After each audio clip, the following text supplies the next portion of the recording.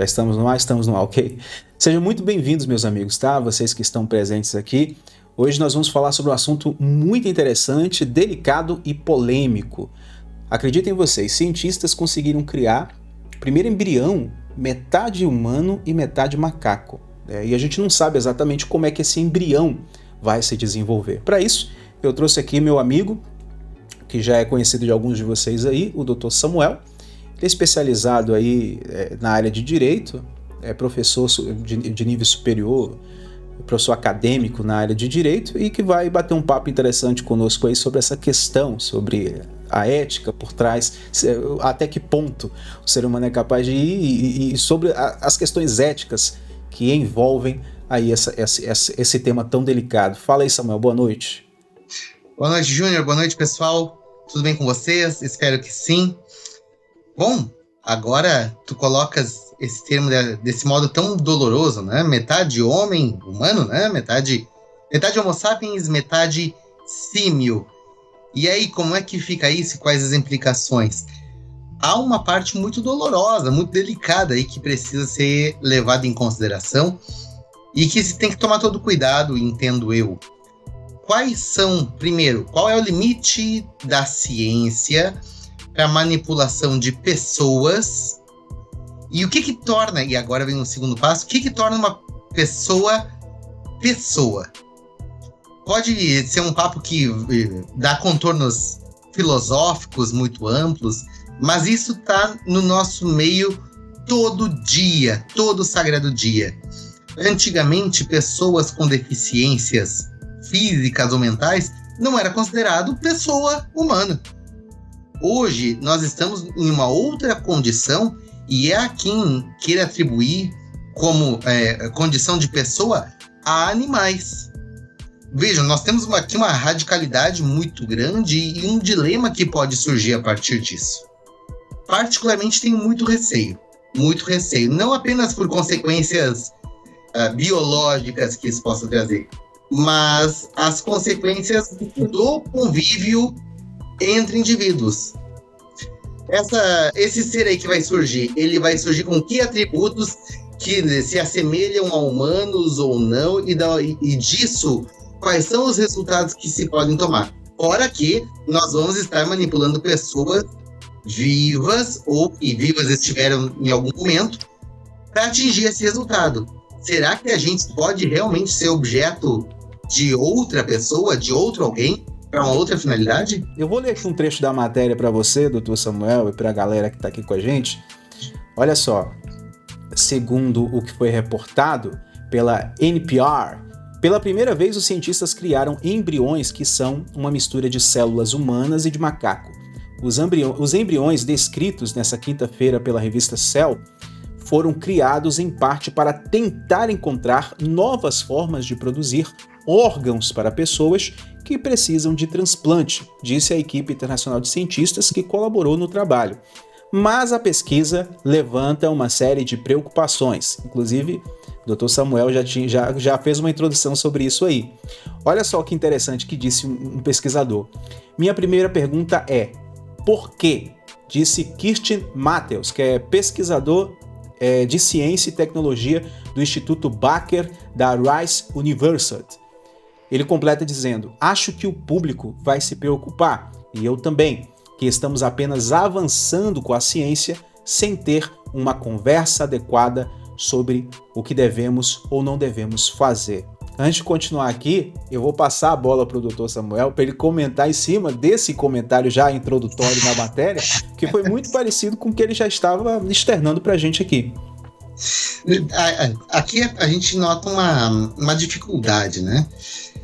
Afinal de contas, quando se fala em necessidades humanas, e que não são poucas, a gente sempre vai ter, sim, necessidades e sempre vamos buscar possibilidades para resolver isso.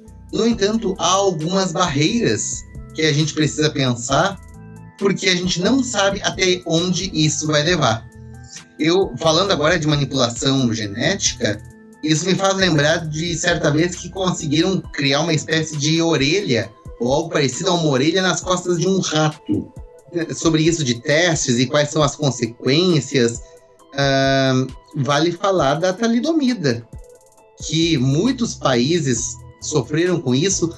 O Brasil, de modo muito particular, porque foi um dos últimos, se não o último, a abolir a talidomida em uso geral, né? Em uso... que isso era muito difundido e acabou causando malformação em muitos fetos. Por que eu estou falando disso em específico e pensando nesse caso? A falta de um pensamento sistêmico futuro pode acabar nos prejudicando nas consequências imediatas ou semi-imediatas. Agora, me permita ser um pouquinho, mas bem pouquinho, conspiracionista e jogando com a sétima arte, o cinema. Quem lembrar aí do Planeta dos Macacos vai lembrar de uma situação em que não tem mais controle do que acontece. Será que a gente não está criando ou querendo criar uma situação que pode fugir do nosso controle, que pode nos levar a algo que, em vez de resolver, vai nos criar um dilema a mais? Será que a gente precisa disso? Se a gente for olhar apenas com aquela visão fria do egoísmo humano visando a preservação da espécie, para a gente falar de preservação da espécie, a gente também fala do bem-estar da espécie. Quanto mais bem-estar, aparentemente, né, falando aqui de uma maneira mais rasa, quanto mais bem-estar uma espécie tem, maior é a sua expectativa de vida. É uma discussão que vai além do fato científico em si, vai além da questão meramente técnica. Tem uma questão aí também. Será que nós estamos perdendo a nossa humanidade para preservar a humanidade? Bom, isso é algo típico. No momento em que a gente... Isso desde sempre existiu. No momento em que a gente tira a plantação de um alimento para engordar um animal, no momento que... E eu não sou vegetariano nem vegano, não estou fazendo campanha para isso. Gaúcho também nem podia ser, né? Mas, de certa forma, tá na cultura do meu povo, sim, não posso negar. No momento que a gente está mexendo com a natureza, no momento que a gente está mexendo com as condições que tem à volta, a gente está causando afetações. O problema é, essas afetações, elas vão nos reverter a longo prazo de uma maneira irreversível, e mais do que isso, elas vão nos dar novas consequências. Imagine que a gente está criando seres para serem mortos. Seres esses que nós não temos ainda o controle para dizer se são seres o quão humanos eles são. Lembrando que o que nos faz humano não é o fato de ter um cabelo bonito como o do Júnior. Se fosse por isso, eu não era humano já há muito tempo. Não é o cabelo que nos faz humano, não é o fato de ter uma orelha de cada lado da cabeça, não é o fato de ter o nariz para segurar o óculos, não é o fato de ter 2 braços ou 2 pernas, não é o fato de falar que nos faz ser humano.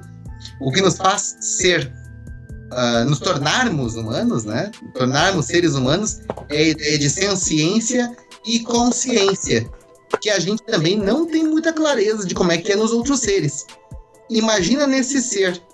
Daqui a pouco, esse novo ser aí, esse híbrido que querem fazer, pode se tornar alguém que vai se colocar ante nós. O que dá para dizer aqui? Não dá para dizer que um ser, esse novo ser, que vai ser e muito mais parecido conosco do que já naturalmente é, que ele é um mero objeto. Daqui a pouco ele vai estar reclamando direito, daqui a pouco a gente vai ter deveres com ele, daqui a pouco a gente vai estar criando toda uma encrenca, me permito usar essa expressão, para algo que não precisava ser assim. Eu não tenho certeza se a sobrevivência, se a continuidade da humanidade depende tanto assim de uma condição externa. Até porque agora, sendo filosófico, morrer faz parte. É triste, mas faz parte. Mas talvez esse seja o objetivo central do humano. Bom, eu acho que eu vou ser meio aristotélico aqui agora. Talvez esse seja o que motiva o instinto de sobrevivência humano. A necessidade de não morrer ou viver o máximo que se pode, ou, quem sabe, viver para sempre. Não é à toa que as religiões mais antigas do mundo falam sobre vida eterna, sobre viver para sempre no pós-vida, né? E isso podemos dizer que acontecia bem antes da sociedade egípcia, né? Os sumérios já tinham essa crença. Sim. Tá? Bom, pelo menos nas fontes que eu estudei, nas fontes que eu li. Podem existir divergências, tal, mas as evidências encontradas mostram que eles já acreditavam nisso. Não foi à toa que surgiu aquela história dos Anunnakis. Enfim, é uma discussão muito ampla. Eu vou ler mais um trecho da matéria aqui, Dr. Samuel, para você dissertar em cima, para a gente continuar o nosso bate-papo. Ainda assim, os cientistas que conduziram as pesquisas e alguns outros bioticistas defenderam o experimento. Mesmo questionando o experimento, eles falaram, então tá, faz aí, né? Este é um dos maiores problemas da medicina, o transplante de órgãos. A demanda por isso é muito maior do que a oferta, completou aí o pesquisador. Outro pesquisador disse o seguinte: não vejo esse tipo de pesquisa sendo eticamente problemático. O nome do cara é In-Soo Ryun. E ele completa dizendo, é voltado para objetivos humanitários elevados. Bom, Dr. Samuel, você vê que entre a classe científica já tem uma divergência. Até quem concorda entra em uma divergência interna, discordando e vice-versa. Não Sim. É um assunto que dá para se conversar de uma maneira mais tranquila. A ética nisso foge da ética.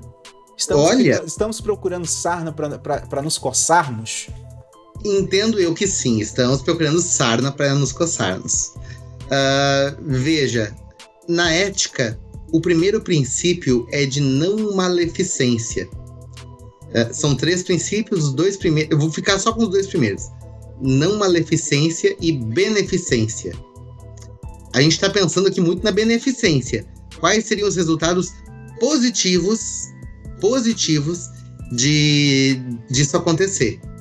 O problema é quais são os resultados negativos que isso pode acontecer e se a gente está preparado para segurar esse rojão. Particularmente, acho que a gente não está. Digo isso por conta desses reflexos sociais, além dos biológicos, os sociais e todo o impacto que isso causa. É alimentar uma espécie a mais, é pensar em direitos e deveres, é pensar em acolhimento. Gente, nós, bem ou mal, estamos discutindo alimentos para o mundo, moradia para o mundo, saneamento para o mundo, e nós estamos pensando em um retalho, né? Nós queremos um ser para tirar os pedaços. Isso pode fugir do nosso controle no momento em que a gente não consegue mais saber o que é, para que é e o que isso significa para nós. Alguém que recebe um órgão disso, para ele, é o salvador. Para alguém para um laboratorista lá que seja atacado por um ser desses, essa nova criatura é um monstro. Para quem cria, talvez seja a coroa da sua criação. Vamos usar uma expressão cristã, então. A coroa da sua criação. A sua imagem e semelhança. Mas, para quem talvez precise de um órgão e nunca tenha acesso a isso, talvez isso seja só mais um instrumento de opressão. Estamos muito preocupados com achar soluções? Sim, e isso é muito bom. Mas tem coisas muito mais elementares que a gente está deixando para trás.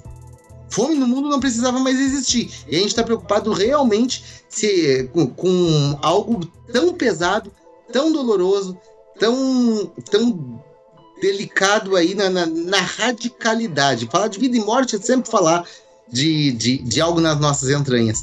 Eu não tenho certeza, eu tenho muito receio disso. Não sei. No fim das contas, a gente está pensando no ser humano enquanto máquina. Enquanto está em pé, respirando, funcionando, conseguindo trabalhar, pagar INSS. Parece que tá bom. A gente é mais do que isso. Nós somos, eu vejo como muito mais do que isso. E aí, tu com a tua abordagem, suponho que agora o gancho cristão, né, de trazer aqui a evidência cristã, acho que tem muito mais a dizer do que eu. Ó, a gente programou de fazer aqui um bate-papo no limite. A gente expôs um limite aqui, já chegamos nesse limite e já ultrapassamos esse limite. Para que eu possa argumentar sobre isso, a gente levaria um pouco mais de tempo. Então eu vou fazer o seguinte, pessoal. Depois eu vou trazer o Dr. Samuel aqui de novo, para a gente dar uma continuidade a esse assunto. Mas a princípio, para a gente encerrar, como cristão, eu também não consigo ver isso com bons olhos. Não consigo ver isso como algo positivo. Tudo que é bom para a humanidade sempre será bem-vindo, porque, resumindo, o que se trata a ética é tudo aquilo que visa primeiramente a vida humana. Como uma pessoa de fé, eu acredito que a mesma inteligência que essas pessoas tiveram para chegar nesse resultado por esse caminho, acredito que com o tempo, com um pouco mais de paciência, com um pouco mais de perseverança e mais estudos, pode-se chegar até em resultados melhores por outros caminhos, por outros meios. É assim que eu penso. Bom, eu quero agradecer a todos vocês que ficaram aqui até agora, até o final aqui do bate-papo, tá? Eu vou convidar o Dr. Samuel aqui para a gente continuar esse assunto depois, tá? Dr. Samuel, aí suas considerações finais.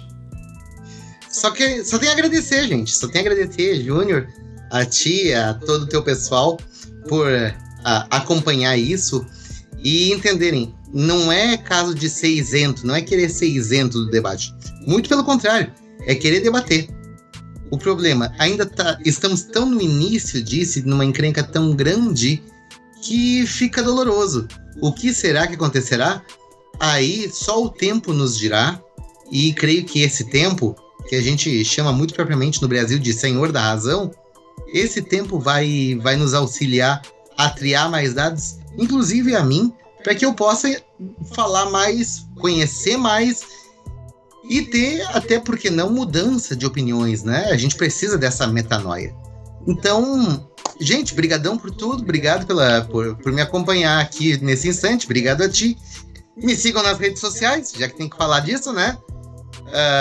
É um prazer e com certeza na próxima estarei aqui com vocês. Pessoal, o link do canal do Dr. Samuel tá aí na descrição do vídeo, tá? As redes sociais também. Sigam ele, que com certeza vocês têm muito a aprender lá, tá? Muito obrigado por vocês que participaram até agora conosco. Depois a gente volta falando sobre esse, né? Dando continuidade a esse assunto, outros assuntos complexos. Tchau, tchau, Dr. Samuel. Obrigado por participar conosco. Tchau, tchau para vocês que permaneceram até agora. Um grande abraço. Shalom.